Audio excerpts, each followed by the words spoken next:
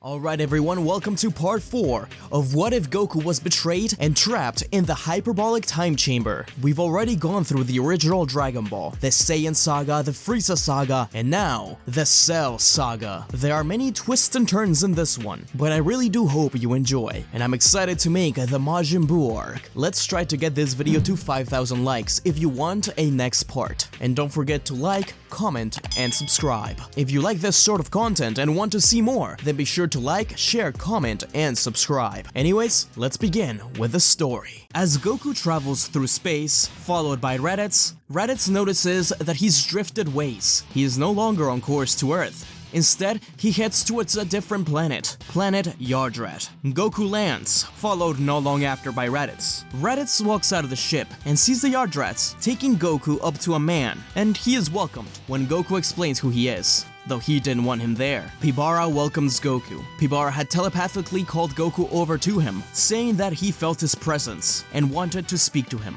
Thus, over the next few months, Goku and Raditz trained on planet Yardrat, as Pibara wanted to learn just exactly what happened to this man. Pibara tried to get him to understand that not everyone hates him, and that he doesn't have to distrust everyone. But Goku argued that he didn't even trust him. He was only there for the training. But some stuff did stick in his mind. It was similar to the things that Guru said to him.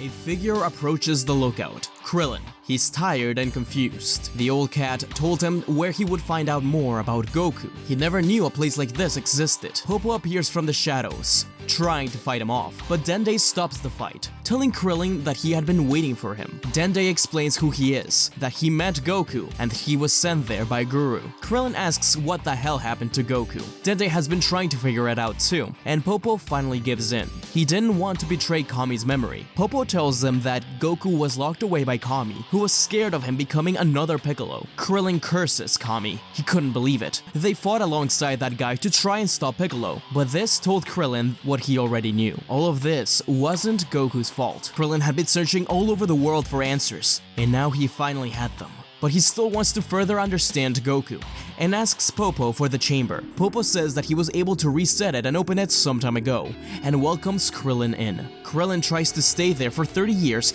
in order to understand his best friend, but he doesn't make it past 1. Krillin tears up at the thought of his best friend being trapped in there for so long. Krillin comes out and tells Dende that the Earth's forces have been preparing for an attack by Goku for some time. Dende tells him that being cautious is good, but that they shouldn't attack Goku. They need to talk. He prepared the Dragon Balls in case something went wrong, but Krillin says that one of the Dragon Balls has been missing. This shocks Dende, and finally realizes that the last Dragon Ball must have been the rock that Goku was carrying with him. This did complicate things. He tells Krillin to tell Bulma and the others to hold off on their defenses. Krillin agrees. Bulma is happy to hear that the Goku they knew may still be in there somewhere, but Dr. Gero intervenes and tells her that they can't risk the whole world just on the word of some green kid. Krillin turns to Yamcha, Tien, and Chaozu, but they all agree with Gero, though Tien had been the only one to undergo the cybernetic treatment that Dr. Gero wanted them all to go through. He's the one that was most terrified of what Goku could do to Earth. One night, while Bulma is working on things, she pulls out her gun at the sound of someone sneaking up on her. She doesn't recognize the man, but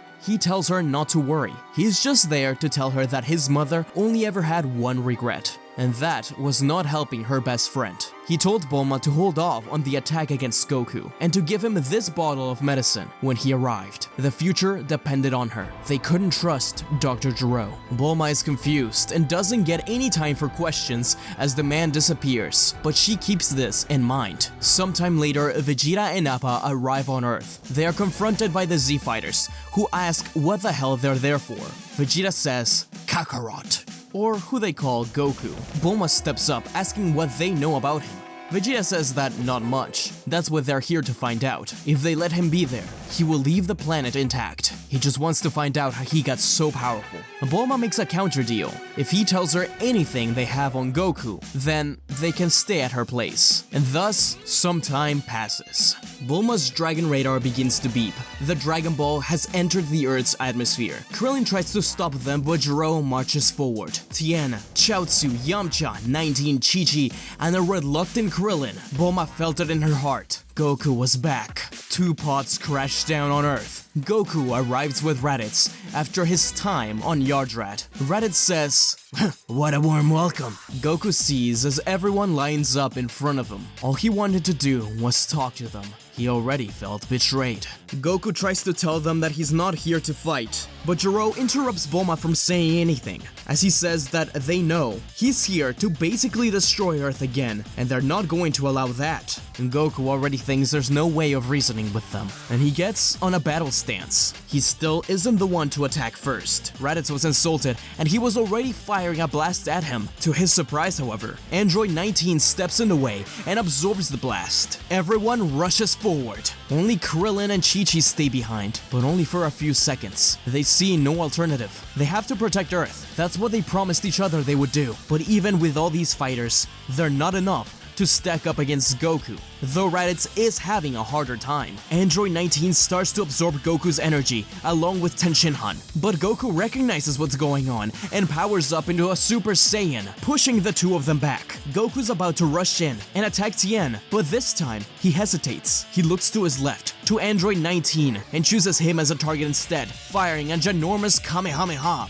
Android 19 absorbs it, but Goku teleports behind him, grabbing him by the back of the head and slamming him against the ground. At point-blank range, he fires one final attack, destroying the android. Everyone was terrified. Android 19 was very powerful. They didn't think Goku would be able to win against him. Raditz scuffed off himself, telling them to give up, but Goku glances over at him and stays quiet. As Gero curses, Bulma shakes. Goku really is a monster, but they all start to sense a powerful key presence overhead. Looking back to see a giant ship arrive on Earth, Tien can't believe it, but he thinks that Goku brought along more friends to take over Earth. He knew it. He knew Goku couldn't be trusted again. They did the right thing by trusting Dr. Gero. Chi-Chi pleads with Goku, asking him if this is true, but Goku shakes his head, saying no, this guy is truly evil. Not like him. Chi-Chi wonders what he means, and Goku takes a second to do a double take. He recognized that woman. It had been over 40 years, but she looked very familiar.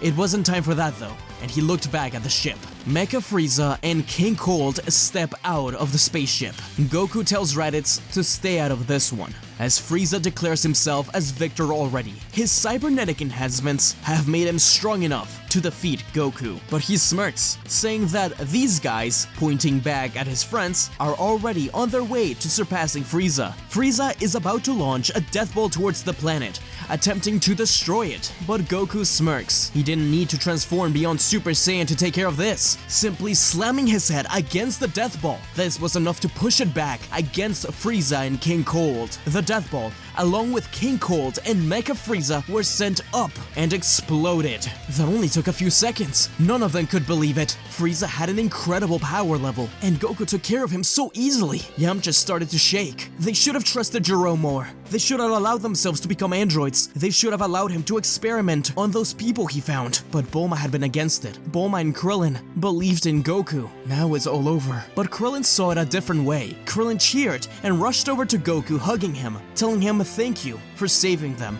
Goku had just defended Earth for the first time in a long time. This changes everyone's attitude, even Yamcha and Tien. They all hug him, but Goku pushes them off. He says that he still doesn't trust them, that they betrayed him too, but that he's here to tie some loose ends. Bulma argued that they were just defending themselves. They didn't know what to do. She apologizes, handing him something, the heart medicine. Goku looks at it, wondering what it's for, and putting it away. That'll be for later. He starts to talk to Krillin, walking away, but Gero yells at them. He tells them that they can't do that they need to kill him. All the Z-Fighters stand tall in defense of Goku, but Gero knows that this is his last opportunity to kill him, to get revenge for the Red Ribbon Army, to get revenge for the world. Without further ado, Dr. Gero throws a capsule, revealing 3 pods, containing androids 17, 18, and 16. Bulma had told Gero that they weren't going to use those teenagers he found. that it wasn't moral to experiment on them, that they had to be set free. But obviously, Dr. Gero did not listen. He tells Bulma to shut up. These androids are stronger than the ones we know, because Dr. Gero had information on stronger Z fighters and a stronger Goku, even Nappa and Vegeta. Gero tells 18 to follow her programming and attack Bulma and the rest. However, as Android 18 zoomed towards Bulma, a bright figure arrives, protecting her, blocking the attack. Vegeta had arrived as a Super Saiyan. He tells Goku that they will fight again soon, but for now, they'll get rid of these hunk of junk. He always disliked that Dr. Gero. Part of Goku was really excited to see Vegeta turn into a Super Saiyan. As he predicted, he would be his strongest foe yet. He still hasn't reached him, but he has faith in him. Android 18 versus Vegeta happen, while 16 and 17 fight against Goku. Though it's clear that Android 17 isn't really getting into the fight. Android 16, on the other hand, is really following his programming to the T. He fights hard against Goku, but the Saiyan soon gets tired of it, pushing both of the androids out of the way as a Super Saiyan 2. He tells them that he's tired of this, that he came here to talk, and that though they are some of the strongest guys he's fought yet, he didn't come here for a fight. This shocks everyone. Goku wasn't one to deny a good fight before, but he was obviously getting annoyed. He turns to Krillin to tell him that he knows where to find him. Placing 2 hands on his forehead, Goku teleports away. Dr. Gero keeps yelling at the androids to go after him, but the androids have no idea where he went. Vegeta says that their fight's against him now, but the androids scoff and walk away. As Gero keeps yelling at them, Android 18 fires a blast at him, killing him. All of the Z fighters are in shock. A lot just happened in a very quick span of time. Bulma wonders why that mysterious kid that was from the future, if that was true, didn't warn her about the androids. Raditz walks up to Vegeta to ask him what's going on, where Nappa is, but Vegeta turns to him, telling him that he needs to train more. Vegeta tries to follow the androids, but he is stopped dead in his tracks. He couldn't believe it. There was a power level that seemed similar to Goku's, but it wasn't him. The androids do their usual stick of finding a car and traveling around in search of Goku. Meanwhile, Vegeta and Raditz decide to stick with the Z fighters, traveling towards the lookout as Krillin directed them. They obviously needed to take care of the androids, but they weren't powerful enough to take them on yet. Maybe this time they had to rely on Goku. Plus, they need to rest. They're very hurt from the battles. Vegeta thought he'd be stronger than he is. He needs to keep going. Meanwhile, at the lookout, Goku teleports right in front of Nappa, watering plants. Nappa is surprised to see him there, trying to hide the fact that he was gardening, but Goku ignores him. Walking up to Dende. Dende had previously confronted Vegeta and Nappa when they arrived on Earth, making sure they weren't up to no good. Vegeta tried to get anything he could out of Dende. He didn't think he'd ever cross paths with that kid again, but he was less interested in finding out how Goku but he slowly got less interested in how Goku got stronger, as Bulma had built him a gravity chamber, and he trained on the daily there. Dende never trusted them with the information about the hyperbolic time chamber. They never found out about it. He asks what he's doing there. Dende explains that Gero teleported him there a little bit before he passed away. He believed in Goku and thought that he may need some help. Thus, Dende's the new guardian.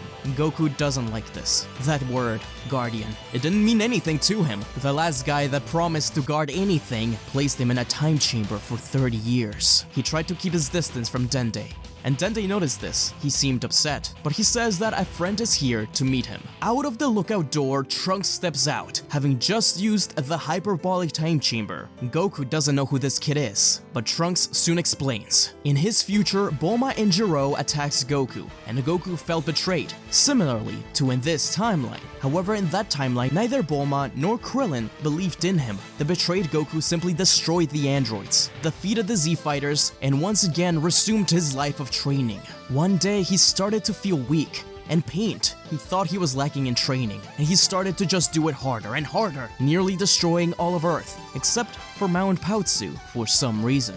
But as Bulma would soon find out, it wasn't that he was getting weaker. His body was invaded by a heart virus, and Goku knew that his days were counted. He trained his hardest before death, and Earth paid the cost. Peace had returned, but Bulma never shook the feeling that she could have done more. She regretted not saving her friend. If she just had done a little bit more, been a little bit more compassionate, perhaps Goku and Earth would have been saved. She made a time machine and sent Trunks there. So, Trunks introduced himself as the son of Vegeta. Goku smirked. He wanted to fight this kid. He was clearly powerful, and Trunks is up to the challenge. He does want to test just how powerful this guy was, but as soon as the battle's about to begin, Goku senses something incredible. Was that Kami he just felt? Or was it Piccolo? Krillin? Yamcha? Tien? Vegeta? Nappa? They're in one place together. He looks back at Nappa. Why was he feeling his power level somewhere else too? Not only that, but that was the strongest ki he had felt in a long time, and he's sure that he could give the androids a run for his money. Without saying anything to Trunks, he rushes over to that power level. Nappa followed them as well. There, he finds a powerful being named Cell.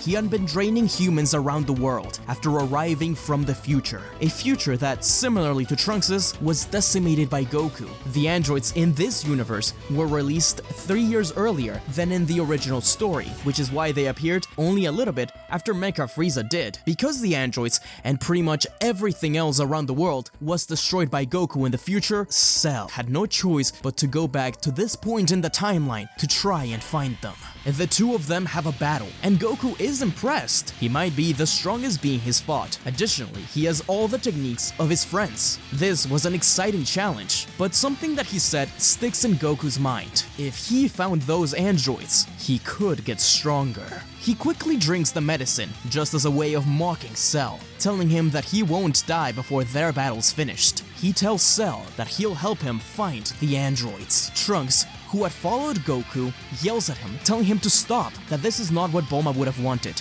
But Goku is ignoring Trunks. In his future, Bulma tried to kill him, and when he thinks about it, the Bulma in this present did too. He still wants to talk, but that can wait. He wants to battle this Cell first. As Cell and Goku fly away in search of the androids, they pass by the Z-Fighters. Trunks explains in the way what's going on. Bulma curses. She knew she should have done a little bit more work to try and make sure that Gero got rid of all those projects she denied. Vegeta, Raditz, and Trunks all try to stop Goku and Cell, with Vegeta saying, "Kakarot, stop this madness! What kind of idiot would allow their opponent to reach their perfect form?" Raditz is unsure of who to support during the battle, but part of him knows that if even Vegeta himself is fighting against this, then he has to make his brother see reason. He wanted to learn more about him, he wanted to get close to him, but there was clearly something wrong with him. He wanted to help him through it. But Goku's Super Saiyan 2 is far too much for everyone, and both Cell and Goku reach the androids. 16 wants to protect them both and fights against Goku. Krillin, Bulma, and Chi-Chi try to deny it and actually cheer for Goku as he continues to fight 16. But soon enough, Goku slices through 16's neck and steps to the side, allowing Cell to absorb the androids. Though they try to fight back, Goku doesn't let them. Tien's hand is bleeding at how hard he's balling up his fist. He knew it. They couldn't have trusted him. But Bulma says that she recognizes Gero's design as Cell's. If anyone is dooming them, it's him. Krillin and the rest try to talk Goku out of it, but Goku says that he has this handled. Everyone's confused at this. He once again says they don't have to worry, he just wants a good match. Everyone is terrified. They don't know if to cheer for Goku, because the Cell guy would obviously kill them all in an instant, or to discourage him. As Goku gets ready for the real battle to start, Cell says, "Okay, one more to go." Goku wonders what the hell he's talking about. He assumed that it would just be the two androids. He apologized to Cell for killing 16. Was that the one he needed? Cell shook his head and pointed his finger at Tien. Tien's eyes widened, and so did Goku's. In this timeline, Tien, much like 18 and 17, was enhanced cybernetically and changed into a cyborg. As Gero developed Cell in secret, he made sure to make 17, 18, and Tien part of Cell's programming into perfect form. Cell rushed to attack Tien, but Goku stepped in the way. No way he was going to let him absorb his friend. That's when the Z-Fighters realized that at least part of Goku in there still cared about them. The battle between Cell and Goku began, and it was explosive. He started to struggle, but just as he was going to transform into a Super Saiyan 3, Cell took the opportunity to use a solar flare, rush over to Tien, and absorb him. His friends cried out and tried to attack Cell, but it was worthless. Goku damned Cell, exploding his ki and finally turning into a Super Saiyan 3. Cell says that this is a beautiful battle. Two beings lost all alone for a long time, with nothing on their mind but getting stronger.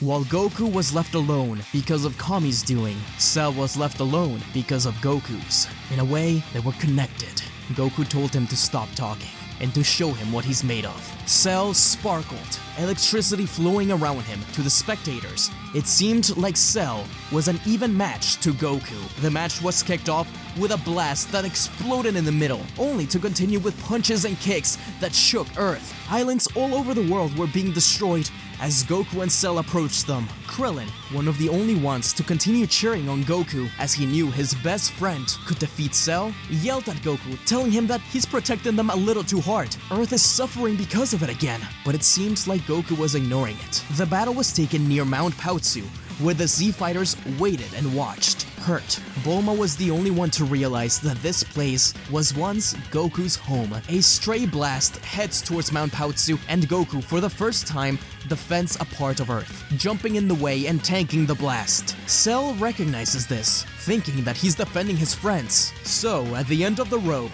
part of him still cares. Cell continues to attack that way, doing whatever he can to stay near Mount Paozu, but Goku defends it. He won't stand for it, but he's seriously running out of energy. This is the first time Goku has had an equal match, and he doesn't know if he can win. All of the area around Mount Paozu is destroyed, only the house up top remaining, along with his friends. Goku's panting. All of the Z fighters, even the ones who were afraid of Goku, start to tear up. They don't like seeing their friend like this. Cell charges a Kamehameha. Say goodbye, Son Goku, to your friends and this planet. But with the last bit of his strength, Goku retaliates with his own Kamehameha. The beams clash, and it appears like Cell's blast is going to overtake Goku's for a second. But Goku hears Grandpa Gohan's voice. He tells him to protect their home, to protect Earth, and to protect his friends. A vision of Grandpa Gohan appears behind Goku, telling him to give it all he's got, no holding back. Grandpa Gohan supports Goku with his own Kamehameha, and Goku's little imaginary Gohan friend fires his own, thanking him for everything. Bulma tilts her head, asking Goku who the hell he's talking to. Everyone thinks that Goku's lost his mind again. Perhaps these visions aren't real either. Even Goku himself recognizes this at this point, but Goku triumphantly states, "I won't let you destroy my home. I won't let you destroy Grandpa Gohan's memory, and I won't let you kill my friends." Krillin is moved. He realized that in the end, Goku did care about his friends. There was a reason why he didn't kill them back when he first escaped the hyperbolic time chamber. Yes, he did endanger Earth. He made a mistake, but at the end of the day, he was hurt. He needed their help, and they failed him. He rushed behind Cell to attack him. It wasn't enough, and Krillin encourages everyone to help. Vegeta, Nappa Trunks, and the rest help out, as Goku's blast is now taking over Cell's. Grandpa Gohan yells at Goku to push himself to the limits. Goku thanks the pair, as Cell yells at Goku to stop talking to himself. Even in the end, you're still an insane lunatic. But his eyes widen as Goku breaks his limit, unleashing a full-power Super Saiyan 3. And for a second, it seems like his aura sparkled red, as his Kamehameha consumes Cell's blast and overwhelms the android. Cell is finally defeated. Goku pants, falling to the ground, his hair returning to base. With his last bit of his strength, he walks over to Grandpa Gohan's home, reaching to his pocket, and at the end, placing the Dragon Ball back where it belonged.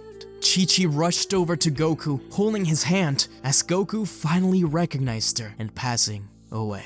Everyone stays quiet. Bulma sighs as she looks back at Trunks. In one way, she failed. She couldn't save her best friend. but in another, the Dragon Balls were restored. Goku fought for them in the end. Maybe, in a way, they had accomplished what they wanted. Raditz grieved over his brother and decided to go out into space in search of answers and power, while Vegeta and Nappa stayed on Earth, at least for now.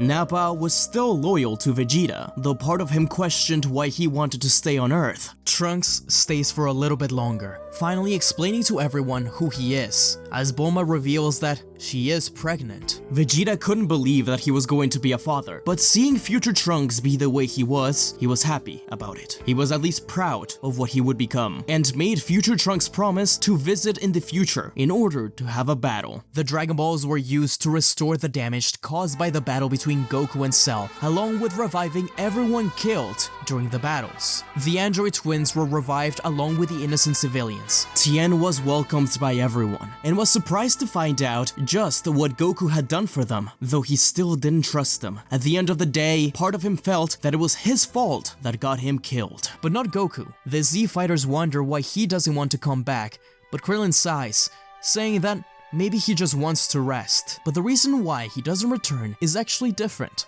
In Otherworld, Goku is at the check-in station, where King Yama wonders what to do with him. He has the most mixed record of anyone he's ever encountered. A figure appears behind Goku, telling King Yama that he could be rehabilitated. Goku slowly turns around to see Grandpa Gohan. He runs over to him, hugging him and crying. Old Gohan says, "Oh, Goku, you've been through so much, haven't you? But it's good to see you again. But you're not out of the woods yet. There's some stuff we have to do." If he's on good behavior for several hundred years, maybe he could be considered worthy of heaven and absolved of his sins. Gohan thanks Yama as he takes Goku to hell. Goku asks if he's going to stay in hell, but Gohan shakes his head. "No, my boy, we're here for you to face your demons." But his answer is soon given as Grandpa Gohan takes him to a man sitting on a bench. The man looks up at him with eyes widened. It was Piccolo. Clearly, Goku has a lot to do here, thinking his adventures on Earth are done for now. However, an evil is brewing that will make his friends debate whether or not Goku's unpredictable power will be needed again. Thank you for watching, guys. That was part 4 of What If Goku Was Betrayed and Trapped in the Time Chamber, or as some of you guys seem to like to call it, Betrayed Ku. I really appreciate all the love this series has been getting, especially of the fan art of this hobo Goku. He may have met his end for now, but that's not the end of his story, not by a long shot. And don't worry, he's not gonna be a complete good guy now. As always, thank you and shout out to the Super Saiyan God, and Ultra Instinct members of the channel. This time, read by a special guest, Novaria_8 on Twitter. The Baked Potato, Eric Dragon, All Might, King Saiyan, Midnight Combatant, Super Kami Mewtwo, Nia Whitcomb, Sacred Saiyan, Beal J. Akir, Pizza Hut Kidman, Orlando Castellano, Hannah Rowan, Sir Justice, The Real Samuel Randall, and Zachary Croy. Anyways, guys, be sure to follow me on Twitter and on TikTok, especially on TikTok now because I'm really active there now. It's been a lot of fun and you guys seem to enjoy it, at SmugStick. I know you guys have been waiting for the next part of What If Goku and Vegeta were sent to Earth together, and What If Caulifla was Goku's sister, and I assure you those two are in the works. I've already have them recorded and all that stuff, so I'm just editing them now. Also, look out next week as I'm going to be putting out an extra video that is a Smash or Pass video of Dragon Ball. It's just a lot of fun and I thought it ended up pretty funny. Anyways, guys, thank you for all your support and until we meet again. See ya!